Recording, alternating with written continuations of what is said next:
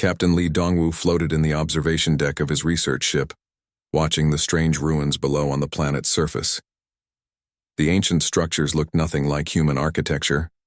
They twisted and curved in impossible ways, like someone had built them from living metal that grew instead of being constructed. His ship, the Peaceful Explorer, had been studying these ruins for 3 months. Earth's government had sent them here to learn about the lost civilization that once lived on this world. Dongwu was a good captain for this kind of work. He was patient, careful, and genuinely curious about the mysteries of space. "Captain," called Park So-young from the communication station. Her voice had an edge that made Dongwu turn around quickly. So-young never sounded worried unless something was really wrong. "What is it?" he asked, pushing himself across the zero-gravity deck toward her station. "I'm picking up transmissions, not from Earth, not from any of our colonies." She adjusted her headset and frowned at the readings on her screen.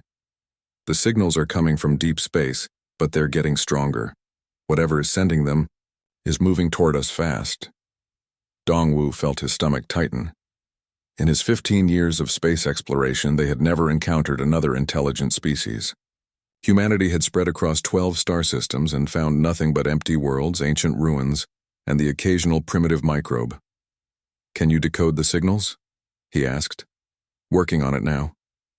So-young's fingers danced across her keyboard. "The mathematical structure is complex, but there are patterns. Give me a few minutes." Dr. Kim Tae-hyun floated over from his research station. Kim was their xenobiologist, though until now he had only studied long-dead alien creatures. He was young for a senior scientist, barely 35, but he had a gift for understanding how alien minds might work. "Captain, I've been listening to the transmissions too," Kim said quietly. "The frequency patterns suggest multiple sources. This isn't one ship. This is a fleet." Dongwu's mouth went dry. Earth's space navy consisted of 12 ships designed for exploration and rescue operations. They had no weapons beyond mining, lasers, and defensive shields. Humanity had abandoned warfare 2 centuries ago after the Great Peace Accords ended the last conflicts on Earth. "Got it," So-young suddenly exclaimed. "The translation matrix is crude, but I can make out some of the meaning." She paused, her face going pale as she read the decoded text. "Captain, they're talking about conquest, about adding species number 44 to their empire." "Species number 44? Dongwu repeated. "Us," Kim said grimly. "They mean us." The next few hours passed in a blur of activity. The alien fleet emerged from hyperspace at the edge of the solar system. Long-range sensors showed massive ships, each one larger than Earth's biggest space stations. There were hundreds of them, maybe thousands. So-young continued decoding their transmissions while Kim analyzed their technology signatures. What they learned made Dongwu's blood run cold. The aliens called themselves the Fourth Empire. They had been conquering other species for over a century. Their method was always the same: arrive with overwhelming force, demand surrender, and enslave any survivors who submitted. Those who resisted were simply eliminated. "Captain," Kim said, his voice barely a whisper, "they've been studying us. The transmissions reference our history, our culture, our decision to abandon warfare. They think we're easy prey." Dongwu stared out at the stars, his mind racing. Earth's leaders had always been proud of humanity's peaceful evolution. They taught children that violence was a primitive stage humanity had outgrown. The Terran Council ruled through diplomacy and consensus. Their greatest achievement was building a civilization that had known peace for 200 years. But now, watching the alien armada position itself around Earth's outer planets, Dongwu felt something stirring inside him that he didn't recognize. It was an old feeling, something primitive and dangerous that made his hands clench into fists. "Set course for Earth," he ordered. "Maximum speed." "Captain," So-young said hesitantly, "there's something else. The aliens are broadcasting on all frequencies now. It's a message for us." "Put it through." The alien voice was translated by their computer into flat, emotionless English. "Soft creatures of this system, your species has grown weak through your abandonment of warfare. You will submit to Vorth Dominion or face extinction. We have conquered 43 species. You will be the 44th. Prepare for our arrival. Dongwu felt that strange stirring again, stronger this time. It was like a sleeping animal waking up inside his chest. Around him, his crew was experiencing the same thing. So Young's knuckles were white as she gripped her station. Kim was staring at the tactical display with an intensity that seemed to come from nowhere. "Captain," Kim said slowly, "I don't think they understand what they're dealing with." "What do you mean?" "Humans didn't abandon warfare because we were weak. We abandoned it because we were too good at it. Because it scared us what we were capable of." As their ship raced toward Earth with news of the approaching invasion, Dongwu began to understand what Kim meant. The feeling growing inside him wasn't fear. It was something much older and much more dangerous. Something that had been sleeping for 2 centuries, waiting for the right moment to wake up. The aliens were about to learn that there was a difference between evolution and dormancy. 3 weeks after Captain Lee Dongwu brought the terrible news to Earth, massive alien ships appeared around the outer planets like dark storm clouds. The Vorth fleet was even larger than the sensors had suggested. Their ships looked like giant metal insects, all sharp angles and weapon ports that gleamed in the sunlight.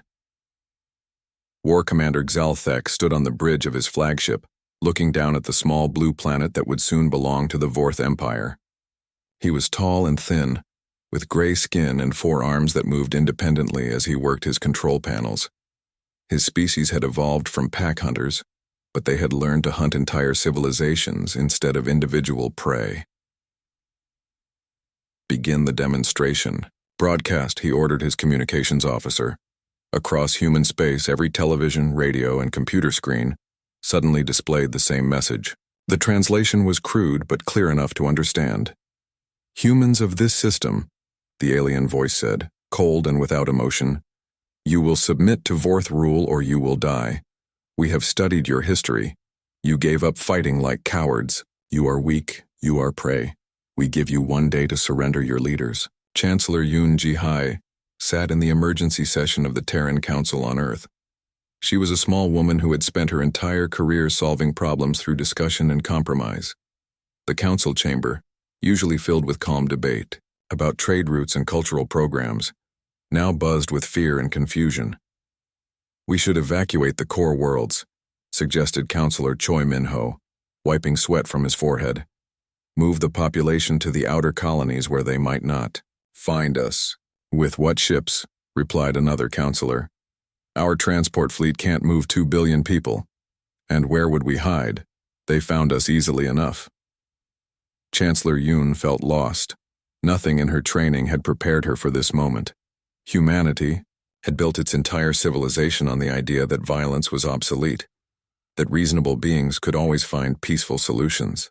"Perhaps we can negotiate," she said weakly. "Find out what they want. Maybe we can reach some kind of agreement." But even as she spoke the words, she knew they sounded hollow. The alien message had been clear.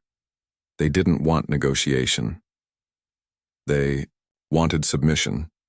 On Luna Base, Captain Jang Hyo-jin commanded what little remained of humanity's defense forces. Her 12 ships had been designed for rescue operations and asteroid mining, not warfare. The largest weapons they carried were industrial cutting lasers meant for breaking apart space rocks. She stood in her command center, looking at tactical displays that showed the alien fleet positioned around Earth like a net. Her hands trembled slightly as she tried to calculate odds that made no sense. 12 small ships against hundreds of massive warships. "Captain," her tactical officer said quietly, "we've received the surrender demand. The Council is asking for our recommendation." Jang stared at the displays for a long moment. Something was building inside her chest, a feeling she couldn't name. It reminded her of stories her grandmother used to tell about her great-grandfather, who had been a soldier in the last wars before the Great Peace. "Tell the Council we need more time to assess the situation," she said finally. That's when the Vorth gave their demonstration. New Eden was a farming colony in the Proxima Centauri system. 2 million people lived there in small towns scattered across fertile valleys.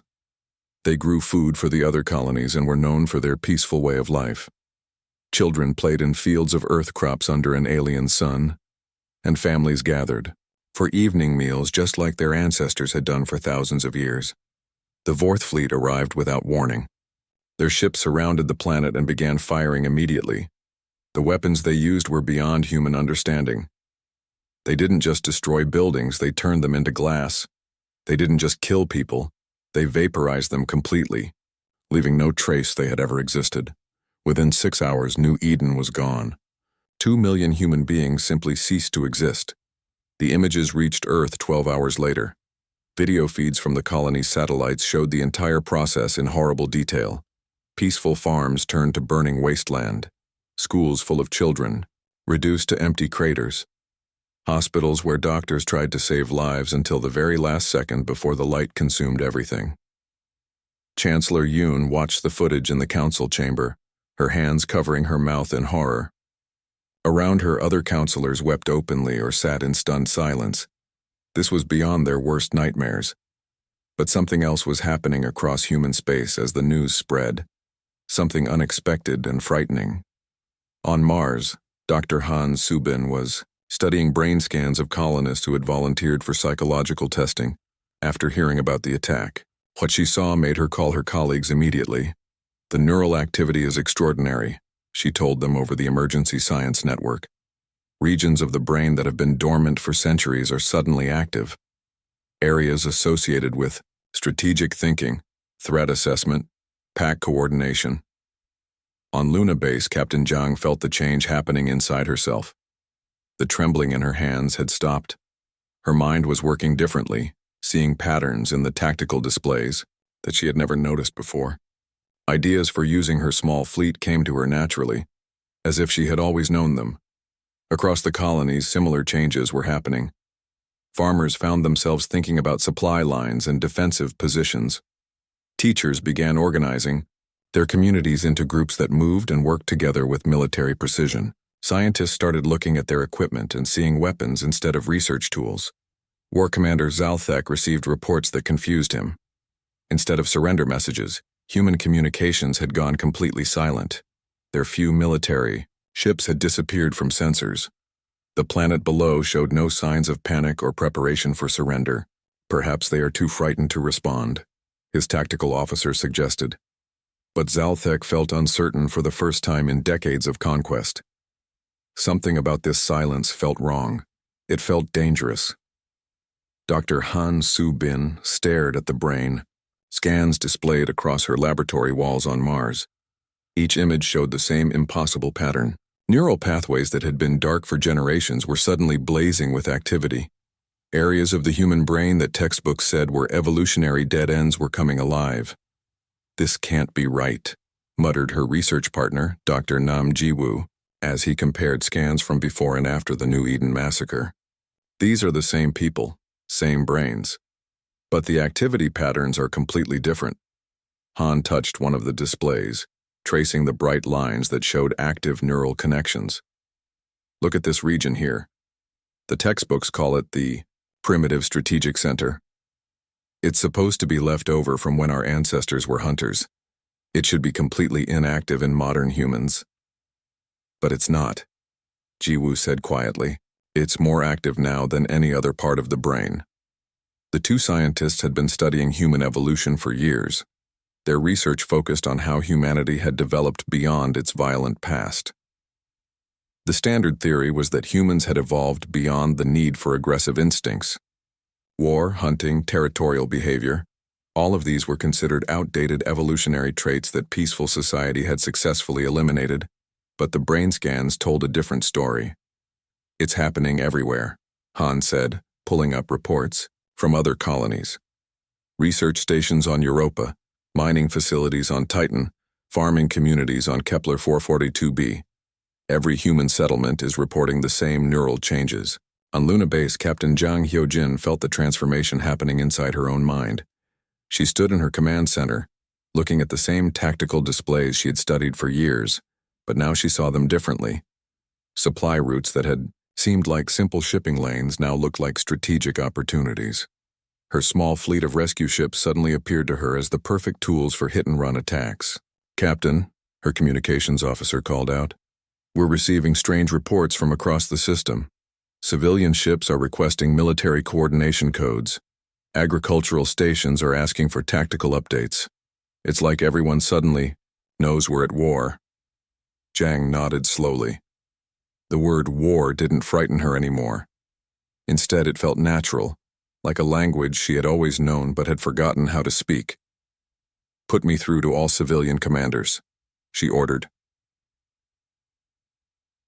Across human space, people who had never thought about violence in their entire lives were suddenly thinking about nothing else. But it wasn't random violence or mindless rage. It was something much more sophisticated and dangerous. On the farming colony of New Ceres, agricultural coordinator Lim De Young found herself looking at her irrigation systems and seeing perfect routes for moving supplies during a siege. Her greenhouses, designed to feed families, now appeared in her mind as potential fortifications that could hide weapons or troops. "We need to appear weak while we prepare," she told the Emergency Colonial Council, using words that seemed to come from somewhere deep in her genetic memory. "Let the aliens think their demonstration worked. Let them believe we're broken." The council members nodded as if her words made perfect sense, even though none of them had any military training. Farmers and teachers and shop owners were suddenly thinking like generals. Dr. Han received an urgent call from Earth Psychological Research Center. The caller was Dr. Park Min Seo, the most respected expert on human behavior in the Terran government. "Han, what you're seeing on Mars, it's happening on Earth too. But it's not just neural activity. People are changing physically as well." "What do you mean?" "Reaction times are improving. Hand-eye coordination is getting better. People are moving differently, working together in ways they never learned. It's like they're remembering skills they never actually had." Han felt a chill run down her spine. "That's impossible. Skills can't be inherited genetically." "That's what we thought," Park replied. "But we're seeing evidence that contradicts everything we believed about human evolution. The capacity for strategic violence, pack-hunting behavior, adaptive warfare, tactics, it's all still there in our DNA. It was never eliminated. It was just sleeping." On the asteroid mining station Belt 7, shift supervisor Kim Woo-jin was experiencing his own transformation. He looked at his mining equipment, explosive charges, industrial cutting tools, transport vehicles, and saw weapons. His crew of 20 miners suddenly seemed like a perfect tactical unit. Without any discussion or planning, they had begun, organizing themselves into groups that moved and worked together with military precision. "The explosives we use for breaking apart asteroids," he told his crew, "they could be modified for other purposes." His workers nodded. They understood without explanation what those other purposes might be. The change was happening so naturally that most humans didn't even realize it was occurring. They simply felt more alert, more focused, more aware of their surroundings. Mothers found themselves teaching their children to move quietly and stay in groups. Fathers began checking defensive positions around their homes without consciously deciding to do so. Back on Mars, Dr. Han made a discovery that changed everything. While studying the historical brain scans stored in the medical archives, she found something that made her hands shake. "Jiwoo, look at this," she called her partner over to her screen. "These are brain scans from humans during the last wars on Earth, over 2 centuries ago." Jiwoo looked at the ancient medical records, then at the current scans from colonists. His face went pale. "They're identical. The neural patterns are exactly the same." "We didn't evolve beyond violence," Han whispered. "We just went to sleep and now something has woken us up." The realization spread through the scientific community within hours. Humanity hadn't abandoned its predatory nature through evolution or enlightenment. They had simply suppressed it through 2 centuries of peace and safety. But when faced with an existential threat, the ancient instincts were returning with frightening speed and efficiency. War Commander Zalthek, monitoring human communications from his flagship, began to notice disturbing patterns. The silence from human space wasn't the silence of surrender. It was the silence of predators preparing to hunt. 6 months after the aliens destroyed New Eden, War Commander Zalthek stood on his flagship bridge, staring at reports that made no sense. What should have been a simple conquest had become a nightmare that kept him awake during his sleep cycles. "Sir," his tactical officer reported, his forearms trembling slightly. "We've lost another supply convoy. The humans attacked near the asteroid belt around Wolf 359. 3 of our destroyers gone without a trace." Salthek's gray skin darkened with frustration. "How many ships did they use?" "Our sensors detected only civilian cargo vessels, sir. But the attack patterns—" The officer paused, clearly confused. "They moved like a hunting pack. Coordinated strikes from multiple directions. It shouldn't be possible with their primitive technology." This was the 15th supply convoy lost in the past month. Each attack was different, but they all showed the same disturbing pattern. Human ships that looked like harmless civilian vessels would appear suddenly, strike with precision, then vanish before Vorth reinforcements could arrive.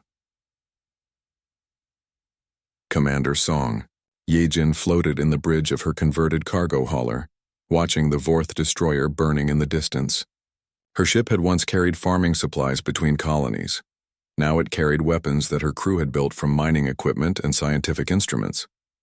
"Target their communications array," she ordered her weapons officer, a former teacher, named Li Boram, who had discovered she had a natural talent for tactical systems. "We want survivors to report what happened here." Song felt the change in herself most clearly during moments like this.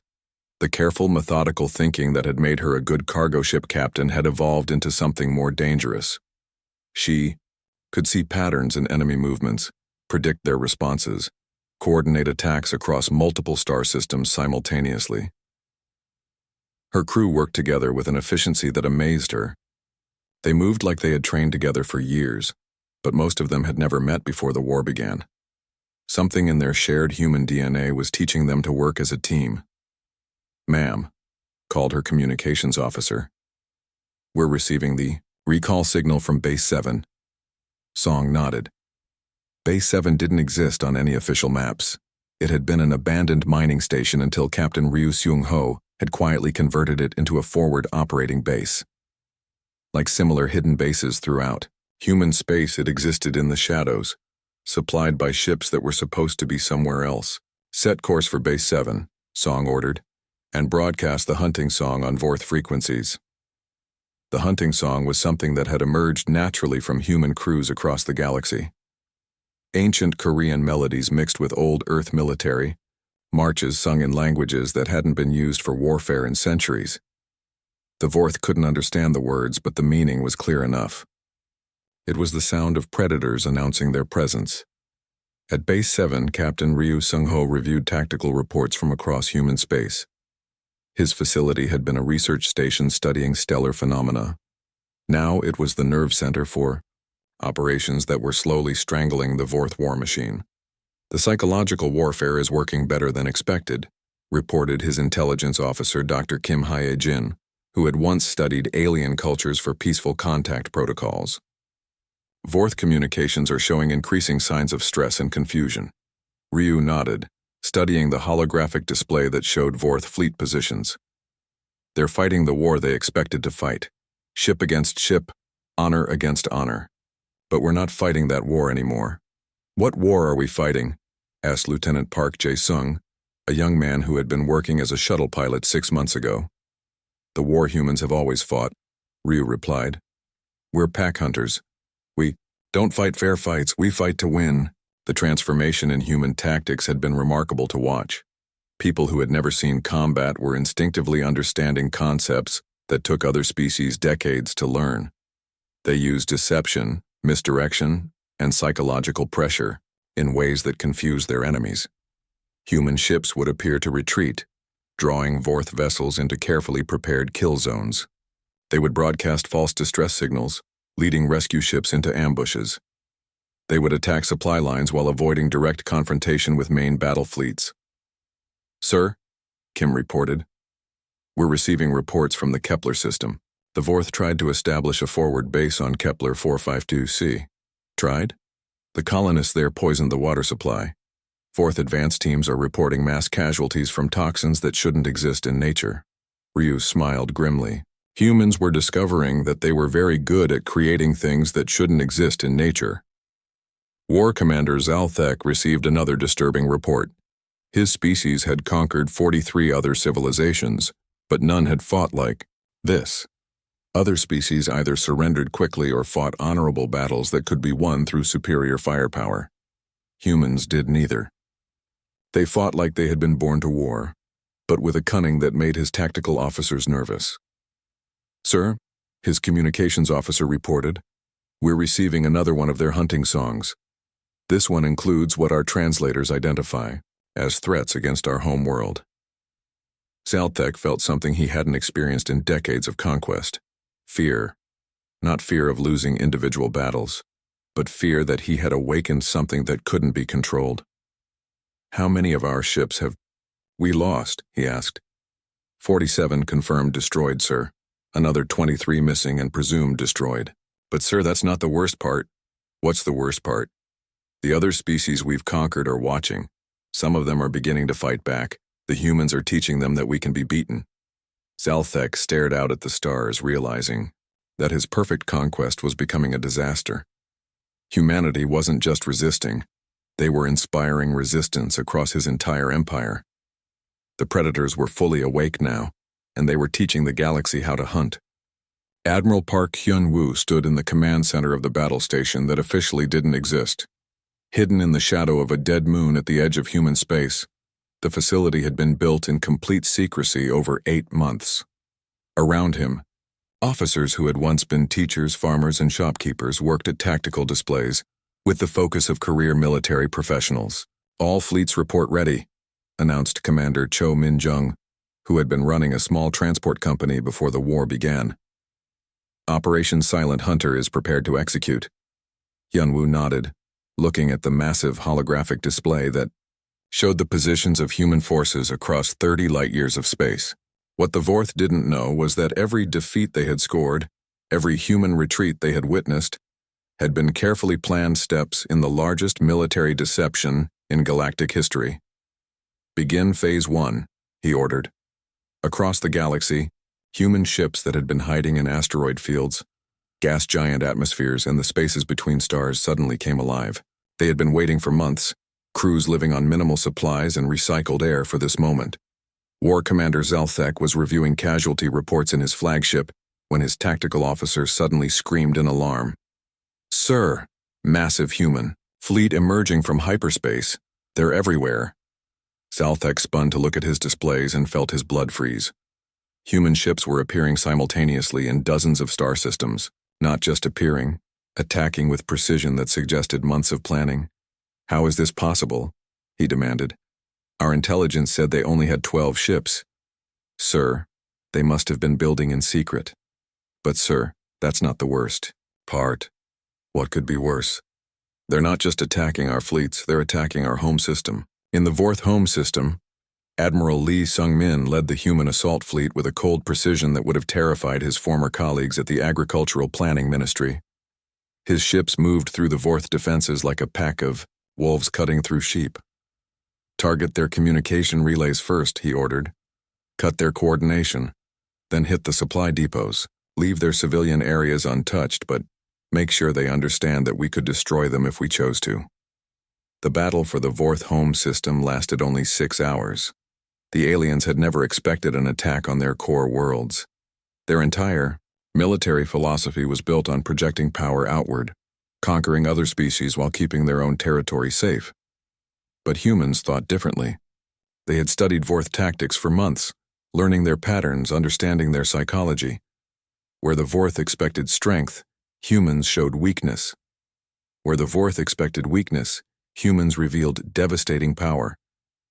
Captain Song Ye-jin led her squadron through the orbital shipyards above the Vorth homeworld, systematically destroying the construction facilities that built their war fleets. Her crew worked with mechanical efficiency, disabling rather than destroying when possible, but leaving no doubt about their capabilities. "Ma'am," her communications officer reported, "we're receiving surrender requests from 17 Vorth installations." "Accept their surrenders," Song replied. "But continue the mission. They need to understand that this isn't negotiation. This is demonstration." War Commander Zalthek watched his empire collapse in real time. Reports flooded in from across Vorth. Space. Human forces were everywhere, striking with coordination that suggested they had been planning this moment since the war began. But worse than the military defeat was what came after. Species that the Vorth had conquered and enslaved for decades were rising in rebellion. The humans had sent them a simple message. If we can defeat them, so can you. Sir, his communications officer said quietly. Admiral Park Hyun-woo is requesting to speak with you directly. Zaltek stared at the name on his screen. Park Hyun-woo had been listed in their intelligence files as a minor agricultural administrator. Now he was apparently the supreme commander of human military forces. Put him through. The human who appeared on his screen looked nothing like the soft prey species Zaltek had expected to conquer. Park's eyes held the cold intelligence of an apex predator, and when he spoke, his voice carried absolute authority. War Commander Zaltek, Park said calmly. Your war is over. Your fleets are destroyed or surrendered. Your shipyards are gone. Your empire is in rebellion. You have one choice remaining. What choice? Zaltek asked, though he already knew the answer. Unconditional surrender or complete destruction. You have 1 hour to decide. The transmission ended, leaving Zaltek staring at a blank screen. Around him, his bridge crew waited for orders that he couldn't give. His mighty empire, built over a century of conquest, had fallen in a single day to a species he had dismissed as harmless prey. 57 minutes later, Zaltek broadcast his surrender on all frequencies, but he also sent another message, one that would spread across the galaxy and change everything. It was a warning to every species that might be listening. This is War Commander Zaltek of the former Vorth Empire. I send this message as a warning to all who might hear it. We came to the humans seeking easy conquest. We found sleeping apex predators, and we woke them up. They are not prey. They were never prey. They are the hunters, and we were the fools, who taught them to hunt again. Do not make our mistake. Do not wake the humans. The message reached 47 different species across the galaxy. Some were planning their own conquests of human space. Others were suffering under the rule of empires like the Vorth. All of them received the same clear warning. Humanity was no longer sleeping. On Earth, Chancellor Yoon Ji-hae addressed the reformed Terran Council. The peaceful civilization of her youth was gone forever, replaced by something harder but perhaps wiser. We remember now who we are, she said to the assembled representatives of humanity. We are the guardians of those who cannot guard themselves, and the nightmare of those who prey upon the innocent. The galaxy is safer for both lessons.